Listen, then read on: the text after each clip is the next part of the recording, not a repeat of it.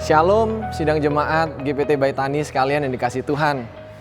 Kita patut bersyukur kalau kita saat ini sudah ada di penghujung tahun 2020. Dan semuanya dalam keadaan baik, sehat, dan luar biasa. Ada banyak hal, tantangan yang sudah kita hadapi sepanjang tahun ini. Dan apapun itu kita patut mengucap syukur. Beberapa saat ke depan kita akan memasuki tahun yang baru. Ada tantangan yang baru, ada situasi yang baru yang belum pernah kita hadapi sebelumnya. Di tengah-tengah situasi yang tidak menentu. Tapi hidup harus terus berjalan. Ya. Musim berganti. Kita harus move on. Ketika awal Desember kita mendekorasi rumah kita, gereja dengan pohon Natal, dengan ornamen-ornamen Natal. Tetapi beberapa waktu ke depan semuanya itu akan kita ringkas kembali karena musimnya berganti. Itu sebabnya saya sebagai seorang gembala sidang GPT Baitani juga sebagai hamba Tuhan mau menyampaikan firman Tuhan untuk menuntun dan menolong kita semua memasuki tahun yang baru 2021. Sepanjang tahun kita akan menghadapi banyak situasi. Ada banyak keputusan yang harus kita ambil. Berdasarkan firman Tuhan yang akan menolong kita, ada 8 poin yang akan menolong kita semua, anak-anak Tuhan, ketika kita akan mengambil keputusan. Yang pertama adalah, setiap keputusan yang akan kita ambil, kita pertimbangkan apakah ini sesuatu yang benar untuk dilakukan atau tidak. Kalau ini adalah sesuatu yang benar, tidak melenceng dari firman Tuhan, ya, kita lakukan. Tapi kalau tidak benar, tidak sesuai, melenceng, jangan dilakukan. Yang kedua, yang kita lakukan ini sesuatu yang mulia atau tidak?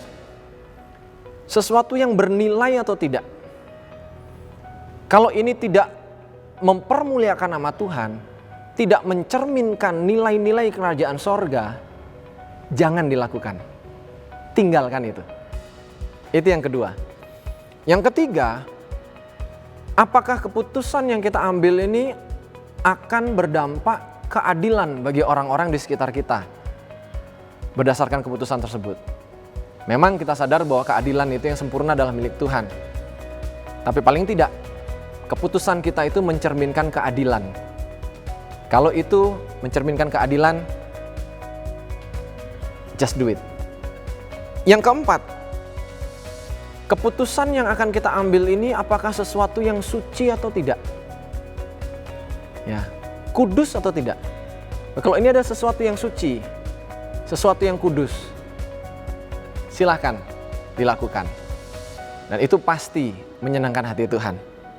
Yang kelima, keputusan yang akan kita ambil ini ketika dieksekusi dan orang di sekitar itu akan mendengar keputusan tersebut, apakah ini sesuatu yang sedap didengar atau tidak? Atau sebaliknya, justru akan menjadi pergunjingan. Justru menjadi bahan olok-olokan. Tapi kalau ini sesuatu yang sedap didengar, memang sesuatu yang baik, ambil keputusan tersebut. Ya.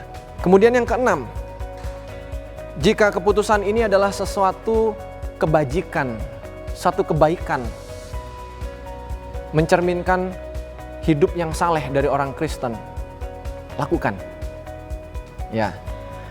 Kemudian yang terakhir, apabila keputusan ini adalah sesuatu yang benar-benar ketika dilakukan, dilaksanakan, maka orang-orang akan memuji Tuhan terutama atas keputusan tersebut. Dan kemudian juga akan memuji keputusan dari yang kita ambil ini. Maka kita lakukan.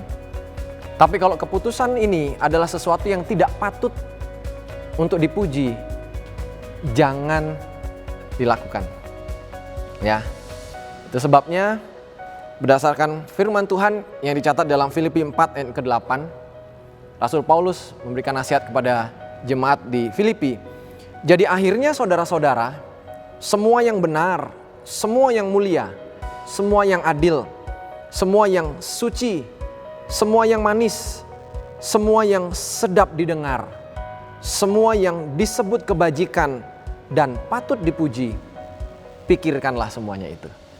Itu sebabnya biarlah poin-poin ini menjadi landasan untuk kita mengambil keputusan di 2021, apapun keputusannya itu.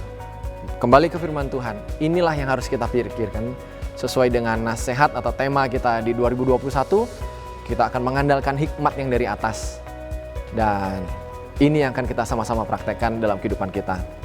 Selamat tahun baru, Tuhan Yesus memberkati kita semua. Shalom.